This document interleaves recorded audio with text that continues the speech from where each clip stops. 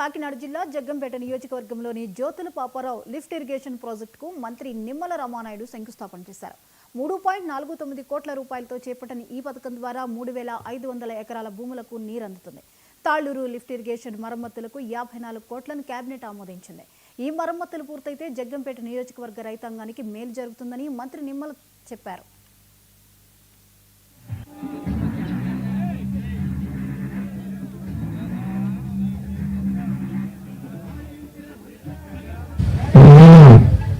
₹3,49,00,000 ఈరోజు దీనికి నిధులు సమీకరించి ఈ యొక్క ప్రాంతానికి, ఎందుకంటే ఇప్పుడే నేను చూసాను, ఏదైతే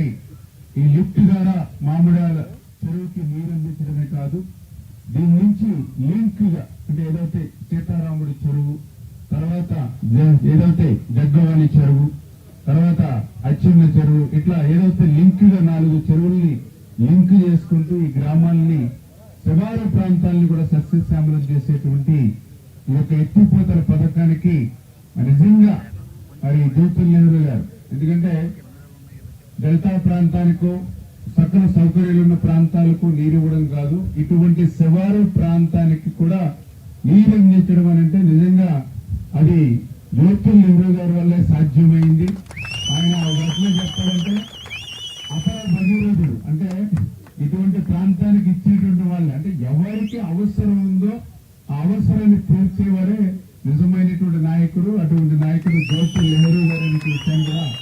మరొక్కసారి ఈ సందర్భంగా మరి తెలియజేసుకుంటూ, మరి ఇవాళ ₹3,49,00,000 ఈరోజు దీనికి నిధులు సమీకరించి ఈ యొక్క ప్రాంతానికి, ఎందుకంటే ఇప్పుడే నేను చూసాను, ఏదైతే ఈ లిఫ్ట్ ద్వారా మామిడాల చెరువుకి నీరు అందించడమే కాదు, దీని నుంచి లింక్ గా అంటే ఏదైతే సీతారాముడి చెరువు, తర్వాత ఏదైతే జగ్గవాణి చెరువు, తర్వాత అచ్చిన్న చెరువు, ఇట్లా ఏదైతే లింక్ గా 4 చెరువుల్ని లింక్ చేసుకుంటూ ఈ గ్రామాలని శివారు ప్రాంతాలను కూడా సస్యశ్యామలం చేసేటువంటి ఈ యొక్క ఎత్తిపోతల పథకానికి నిజంగా మరి జ్యోతుల నెహ్రూ గారు, ఎందుకంటే డెల్టా ప్రాంతానికో సకల సౌకర్యాలు ఉన్న ప్రాంతం. కాకినాడ జిల్లాలోని రంగరాయ మెడికల్ కాలేజీలో అసంపూర్తి